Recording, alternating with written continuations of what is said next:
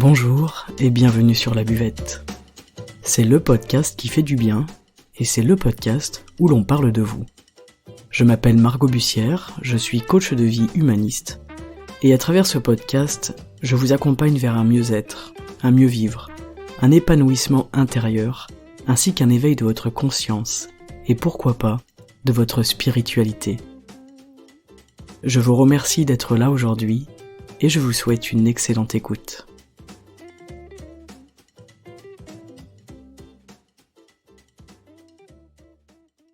Heureux les simples d'esprit, car le royaume des cieux leur appartient.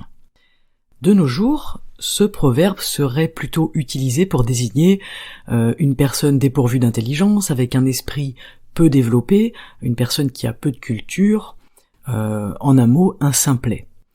Mais évidemment, vous le savez, vous êtes nombreux à le savoir, c'est une expression qui est utilisée à tort, et aujourd'hui je vous propose de revenir à la réelle signification de cette expression proverbiale d'origine biblique qui nous a été rapportée par saint Matthieu. Tout d'abord, qu'est-ce qu'un simple d'esprit ? Un simple d'esprit, déjà, c'est en opposition à un esprit compliqué, un esprit complexe, torturé et malmené peut-être. Et le mot simple vient du latin simplex, qui signifie formé d'un seul élément. On retrouve donc l'unité en opposition à la division. On retrouve l'unité de l'esprit dans le simple d'esprit. Alors en français encore plus ancien, simple signifie aussi pur, humble et naturel. Qu'est-ce qui complique et divise notre esprit alors ? Qu'est-ce qui prive notre esprit de l'humilité et de la pureté ? La réponse, vous la connaissez bien sûr, c'est l'ego. On entend par là, alors, un simple d'esprit est quelqu'un qui n'a pas d'ego. Un simple d'esprit ou un esprit simple sera donc un esprit qui sera uni, qui sera pur, qui sera humble et dénué d'ego. Le royaume des cieux leur appartient. Qu'est-ce que ça peut bien vouloir dire, cette affaire ? Il faut noter qu'on parle au présent, on n'est pas dans le futur, on n'a pas le mot « appartiendra » qui pourrait signifier les cieux, l'au-delà, la mort, le ciel, le paradis, etc.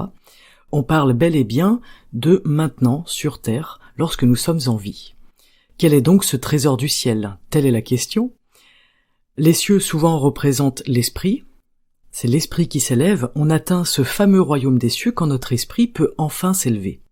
Et quand l'esprit peut s'élever, c'est qu'il n'est plus rattaché au sol par les tracas de l'ego justement, par les futilités de la vie, par les biens matériels et les prisons relationnelles.